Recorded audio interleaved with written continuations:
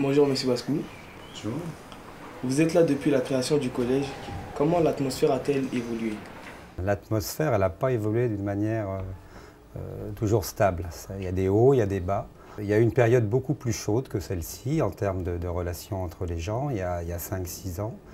Le collège était vraiment au bord de la rupture pour tout un tas de raisons qu'on va peut-être voir. Et maintenant, il est un peu plus calme, mais extrêmement vivant. Donc ça donne un ensemble qu'il faut vraiment gérer avec des efforts à faire de la part de tout le monde, quoi. Voilà. La majeure partie des élèves aiment le sport. Est-ce que c'est plus facile d'enseigner le sport que les autres matières?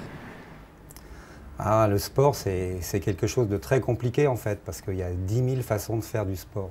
Alors si c'est simplement courir sans autre chose, ou courir après un ballon, c'est pas ce qui nous intéresse à l'école. Donc en fait, c'est aussi compliqué qu'une autre discipline parce que l'élève, on doit le faire progresser, on doit le faire grandir, on doit le faire évoluer.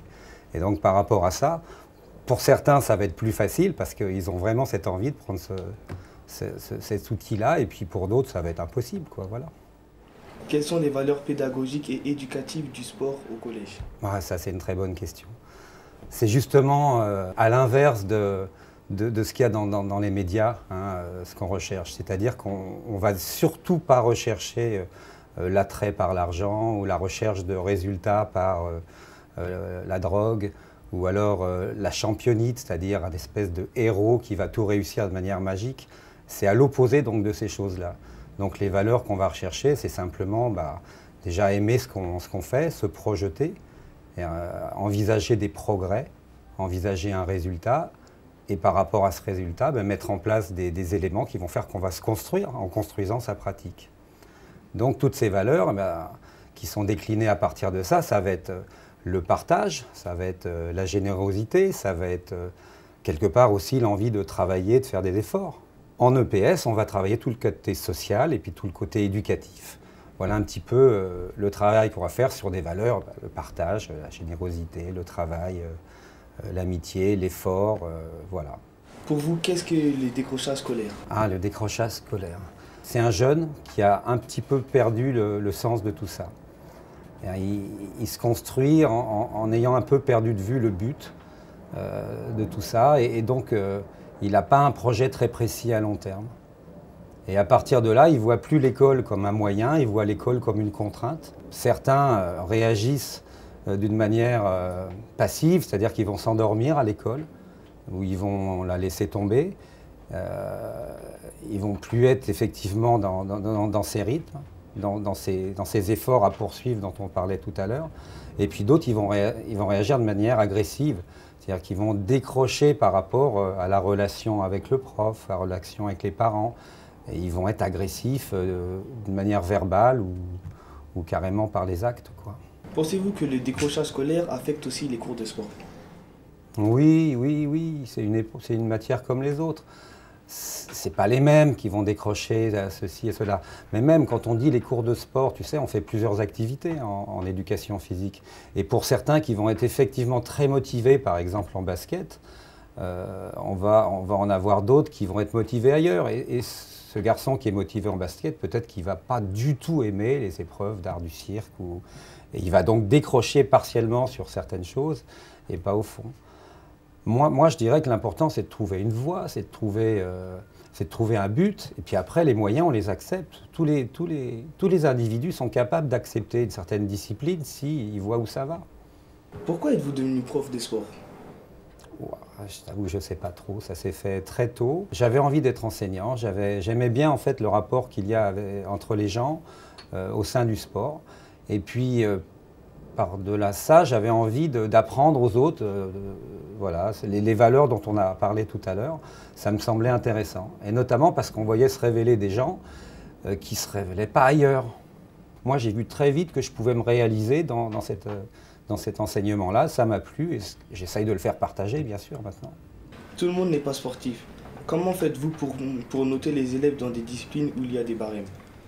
On ne note pas que la performance elle-même. Elle intervient sur, on va dire, un petit tiers de la note, mais les deux autres tiers de la note prennent en compte l'apprentissage, la façon que tu as de réaliser les choses. Donc il y a une notion d'effort, de progrès qui est prise en compte. Et puis, même si tu es moins efficace que d'autres, tu vas quand même savoir faire des choses, apprendre des choses, et ça, c'est évalué.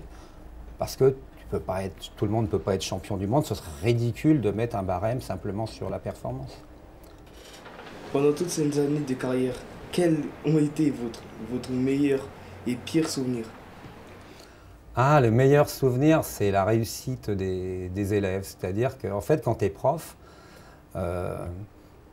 les meilleurs moments, c'est quand tu arrives à faire que les élèves ils apprennent, quoi. Enfin, que les élèves progressent dans leur activité.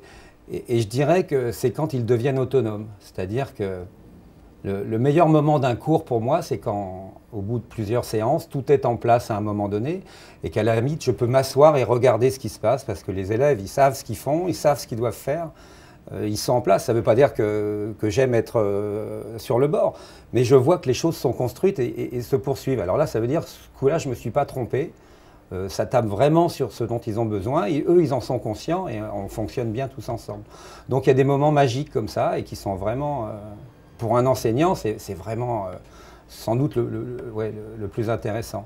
Et puis les moments les plus durs, c'est quand il n'y a pas tout ça, c'est quand il y a de l'incompréhension. C'est quand à un moment donné, dans une classe, il y a l'inverse de tout ce qu'on vient de décrire. C'est-à-dire que tu sens que l'élève n'a pas du tout envie d'apprendre. Toi, tu essayes d'avoir recours à des trucs où tu sais très bien en le faisant que ça ne marche pas bien, mais tu dis mais il faut quand même que je produise quelque chose, il faut que je les fasse avancer, puis eux, ils ne veulent pas.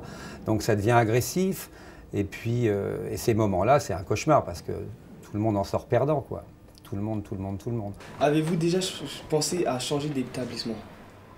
Oui, parce qu'en fait, moi, il y a longtemps que je suis là, mais je ne m'étais pas dit je vais changer d'établissement. En fait, ce qui se passe en ce qui me concerne, hein, les trajectoires des profs, c'est différent pour chacun. Hein. Moi, je suis né dans le coin, j'ai grandi dans le coin et j'ai vu évoluer voilà, l'ensemble. Et par rapport à ce qu'on disait au début sur ta première question, là, moi je pense que là j'ai des choses à faire, quoi. Je peux amener des choses, et que ça me plaît d'amener des choses, je continue là. Alors on m'a proposé des choses, on m'a proposé d'être prof à la fac, on m'a proposé des... Voilà. Donc je n'ai pas voulu changer, j'ai voulu rester là parce que je pense que je suis utile à cet endroit-là et puis j'ai des satisfactions. J'ai des gros moments de fatigue à un moment donné et on le voit bien, les élèves que vous êtes, vous savez bien, quand un cours se passe mal, vous voyez, le prof, il n'est pas en train de rigoler dans un coin, en train de se dire « je suis heureux, c'est bien ce que je voulais hein. ». Il est malheureux, et les élèves aussi. Hein. Donc il y a des moments durs, mais il y a aussi des moments qui sont des réussites. Donc voilà, je n'ai pas désiré changer pour aller dans un autre collège, je suis là. Et puis il y a des gens bien autour, et puis on fait avancer les choses. C'est pour ça que je n'ai pas cherché à changer de collège pour changer de collège. Je n'ai pas une région où aller spécialement. Je fais beaucoup de voyages. Alors je suis allé à plein d'endroits, vraiment, vraiment beaucoup d'endroits. Hein. La Russie, le Brésil, l'Indonésie, le Vietnam, avec le sac à dos. Et pour voir un peu comment va le monde. En revanche, ce que je peux te dire, c'est que plus tu voyages, plus tu te rends compte qu'il y a une aventure. C'est toi, l'aventure. C'est toi, c'est dans ta tête. Et c'est là où tu es que tu peux faire des choses. Et qu'à tout endroit, il se pose les mêmes problèmes. Mais le paradis, tu te le construis en fait. Il n'y a pas un endroit magique où tu vas être heureux. J'y crois pas à ça. Je crois que tu te fais ton bonheur. Voilà. Merci, les questions c'est fini. Merci, c'était très agréable. Merci à toi.